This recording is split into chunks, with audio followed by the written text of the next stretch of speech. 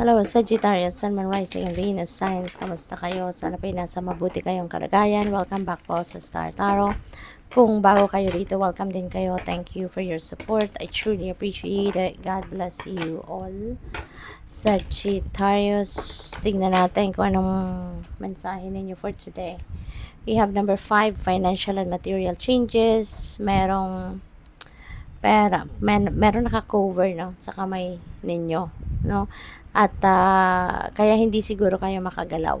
You are not free financially, no? So siguro wala kayong layang magastos or gumastos sa ngayon. Maybe may mga financial constraints dito. Merong kulang, no? Nagkukulang siguro sa budget ang iba sa inyo rito.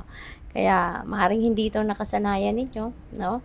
Maaring hindi ito yung way of life, no, na nakasanayan ninyo. Kaya parang naninibago kayo rito. What else? We have 3, rejoice and celebration. Merong celebration na magaganap. Meron ditong party or merong mga social gatherings na dadaluhan kayo. Pwedeng ganon at magsasaya kayo, no? So, maaari din na merong achievements or accomplishments kayo, no? Baka meron din ditong kasalan, engagement, mga gender reveal, mga ganon, no? Kaya merong pa-party, no? Merong a-attendan kayong party. Spiritual union, ayan, napakaganda nito. This could be a relationship, no? Pwedeng bagong pagkakaibigan na mabubuo rito or pwedeng bagong love and romantic relationship, no? At ang maganda rito kasi kung sino man ito na dadating sa buhay ninyo, kung sino man ito magiging parte ng buhay ninyo ngayon, this is really beautiful energy kasi magkakasundo kayo, no? Tignan niyo yung dalawang ulo, 'di ba? Nagkakasundo. They are parang on the same wavelength, no? In the same wavelength, kaya merong understanding dito. Merong support, no? You're going to be very supportive of each other. You're going to understand each other. Meron ditong magandang samahan. Merong magandang pag-uusap, magsusuportahan, yung ganon, ano? Kaya good luck sa iyo dyan.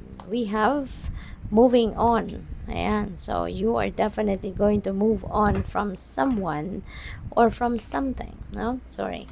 Galing to sa galing sa magulo, galing sa madilim na na experience sa buhay, and you're heading towards the light.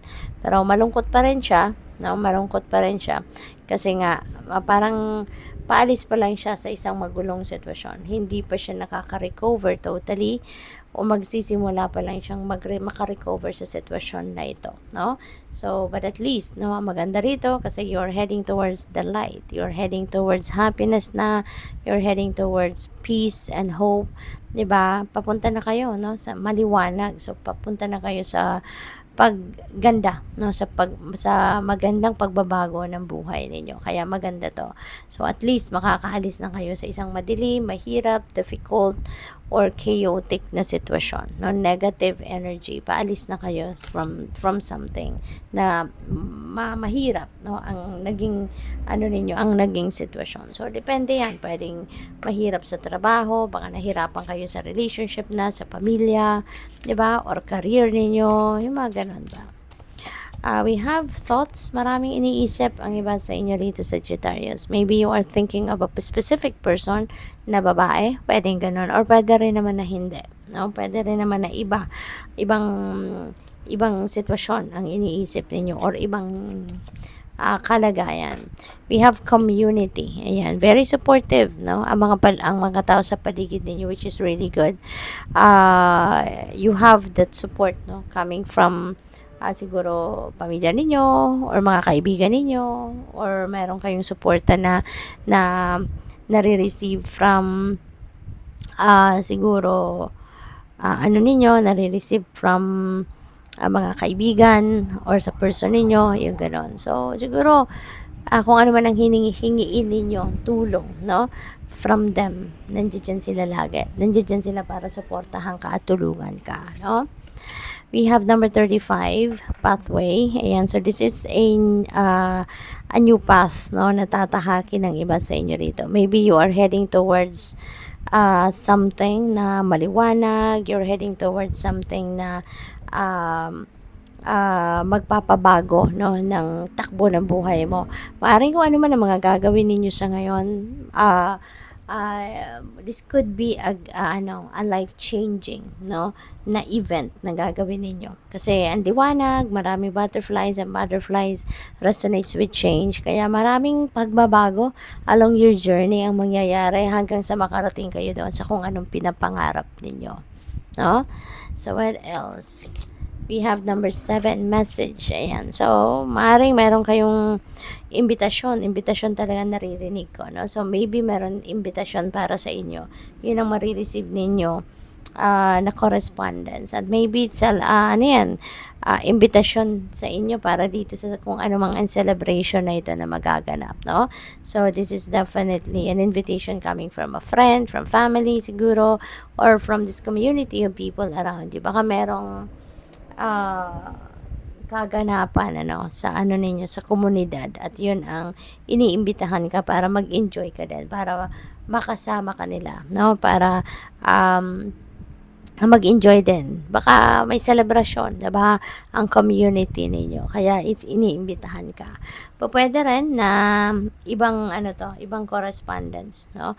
Maaring offer. Baka job offer, diba? Or baka meron kayong matatanggap na sobre, meron kayong matatanggap na maybe mail, no?